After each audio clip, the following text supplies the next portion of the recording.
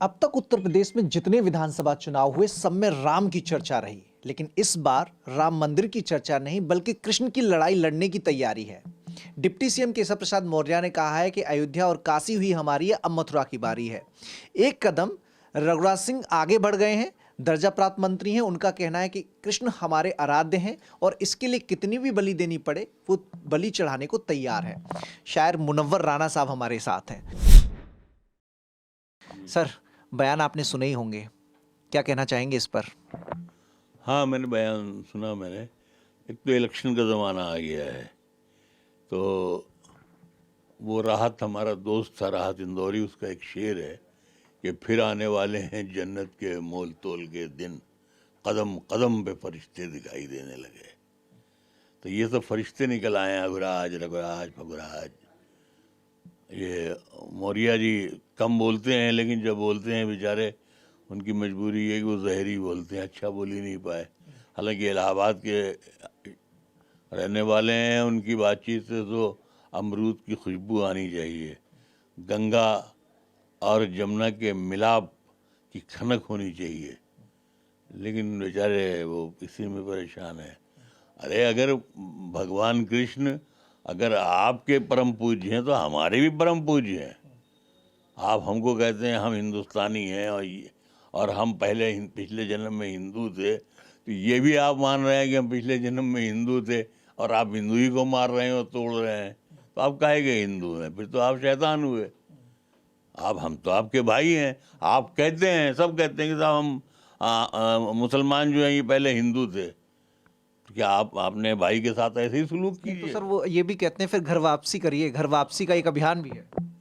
आप पहले वापसी कीजिए ना, ये शैतानी हरकतें का आप कर रहे हैं, ये शैतान का काम है। शैतान पहले इंसान बने, इंसान बने फिर इंसान से कहे कि आप ये कीजिए।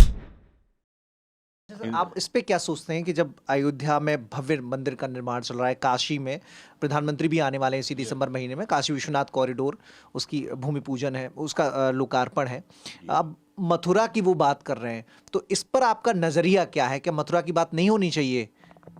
देखिए, ऐसा है कि जैसे मंदिर यहाँ बना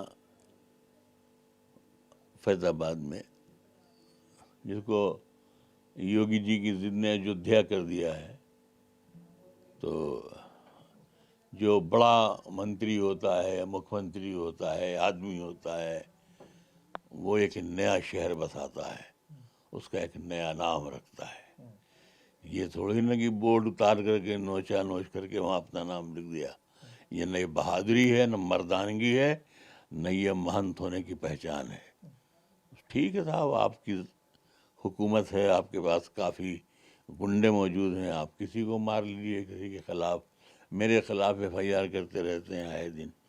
भाई हम तो कहते हैं कि अगर जब अल्लामा इकबाल ने ये कहा है कि भगवान राम जो हैं वो इमामुल हिंद हैं, तो जाहिर सी बात है कि हम तो अपने बचपन से लेकर आज तक मंदिरों में जाते रहे, वहाँ बहुत जाते रहे, कोई मसला नहीं था।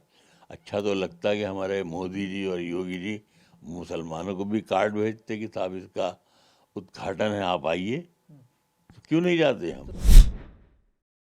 तो सर एक मौका मिला है कि आप हमें मथुरा में सहयोग करेंगे क्या? हाँ, मथुरा में सहयोग करेंगे क्या?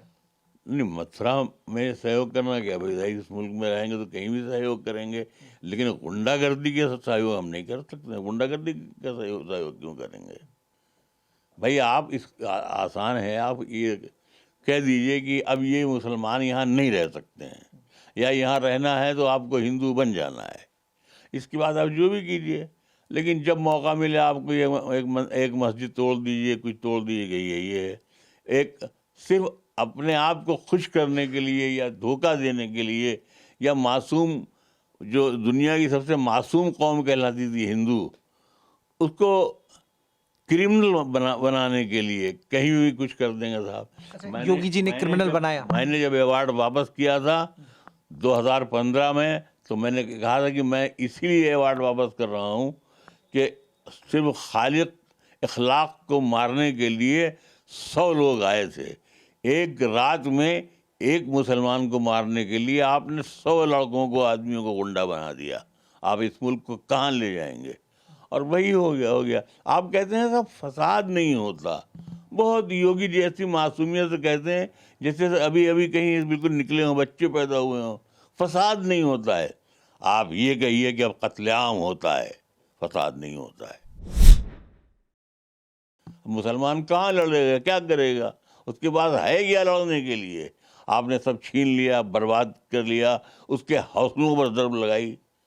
आप हंगामा या फसाद तो है ही नहीं। आप कत्लेआम करते हैं, हुक्म देते हैं दिल्ली में कत्लेआम करो, हुक्म देते हैं बम्बई में कत्लेआम करो, जहां आपका जी जाता है कत्लेआम की तैयारी करते हैं। कत्लेआम कीजिए, हमारे घर जलें, हम कत्ल हों, मुजरिम भी हम ठहरें, जहां में नातवानों का यही अंजाम होता है। सर, मॉब लिंचिंग की आप बात करें तो उसमें योगी जी को क्यों जोड़ रहे हैं? नहीं, योगी योगी अल्लाह मियाँ के यहाँ से आए हैं क्या? ये भी तो वही है ना। तो आप कह रहे हैं कि योगी जी के इशारे पे ये सारी चीजें हुई?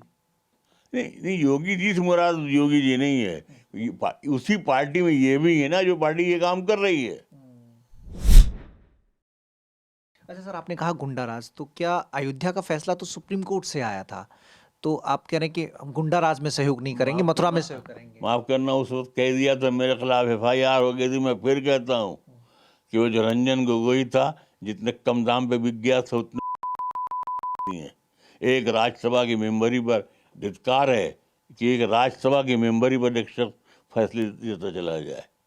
आपको लगता है वो फैसला विवादित था, लालच में दिया गया? बिल्कुल बिल्कुल।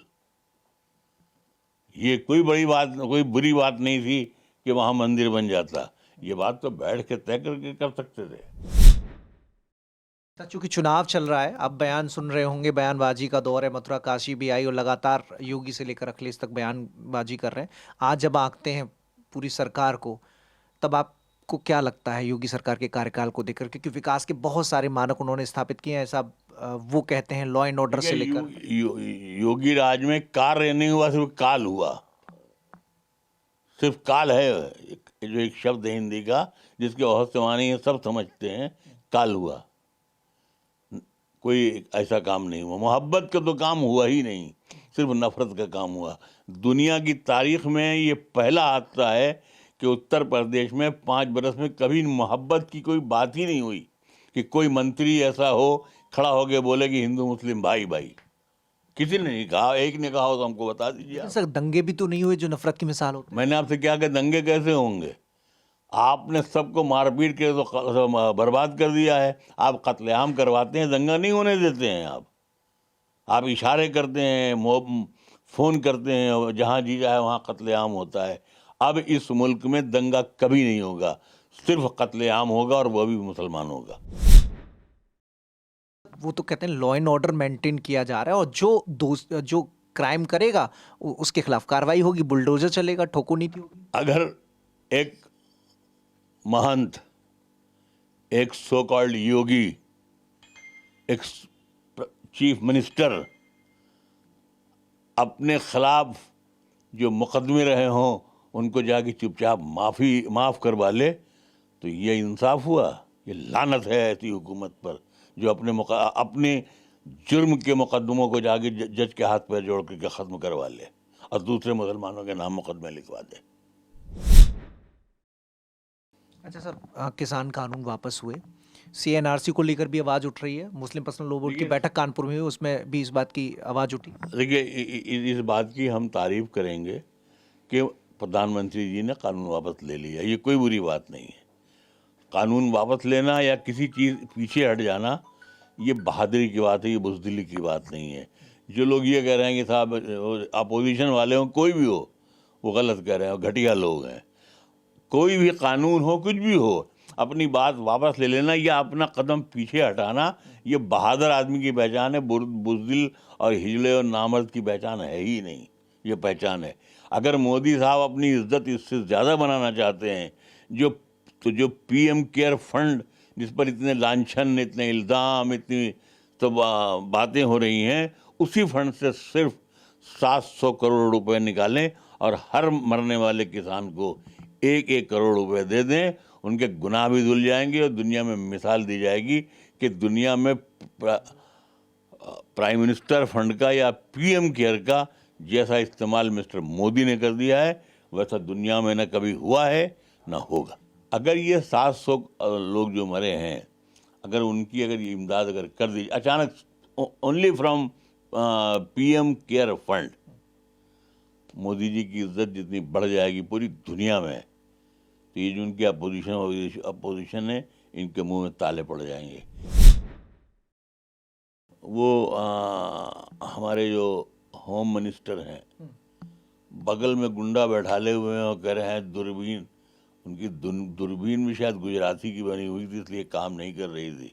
उनके बगल में डिप्टी होम मिनिस्टर नाम का गुंडा बैठा हुआ था जिसके बाप ने इंसान पर गाड़ी चढ़ा देना, उस शख्स को तो देखते ही गोली मार देना चाहिए, कोई केस या कोई मुकदमा नहीं होना चाहिए। सर लेकिन लॉ एंड ऑर्डर से परे जाके बात कर रहे हैं आप। देखिए लॉ एंड ऑर्डर, जब विकास दुबे मारा गया था तो कहाँ मर गया था। जब ये रोज़ आए दिन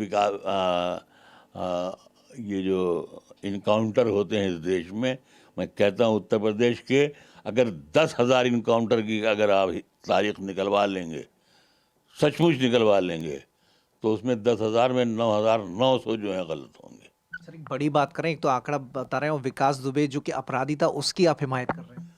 तो ये जो डिप्टी होम मिनिस्टर है ये अपराधी नहीं है? कितनी घटिया उसने गुफ्तगू की थी कि भाई हम समझा देंगे और ये कर देंगे, और लड़के से कह करके इंसानों पे चढ़वा दिया। क्या इससे बड़ा, इससे घटिया, इससे जलील जुर्म कहीं हो सकता है? क्या हो सकता है? और क्या चाहते हैं आप?